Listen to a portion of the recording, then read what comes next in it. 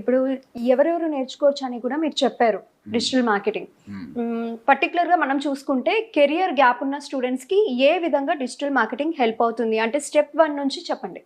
ఇప్పుడు చాలామంది students different career స్టార్టింగ్లో ఒక బీపీఓ సెక్టర్కి వెళ్తుండొచ్చు, ఒక బ్యాంకులో పనిచేస్తుండొచ్చు యాజ్ అ మార్కెటింగ్ ఎగ్జిక్యూటివ్గా. బట్ కొన్ని రోజుల తర్వాత he felt there is no career in this. అలాంటప్పుడు వాళ్ళు దే ఆర్ లుకింగ్ ఎక్కడికి వెళ్ళాలని, బట్ వాళ్ళ కోడింగ్ రాదు. వీళ్ళందరికీ digital marketing is the best option అనమాట.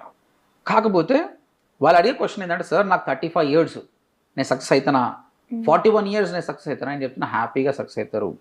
I don't care. Digital marketing industry మీ కెరియర్ గ్యాప్ను, మీ ఏజ్ను తీసుకోదు. 60 ఏళ్ళ వాళ్ళు కూడా చేయొచ్చండి. కాకపోతే మీకు 45 ఏళ్ళు ఉన్నాయని మాత్రం ₹1,00,000 జీతం అయితే ఇయ్యరు.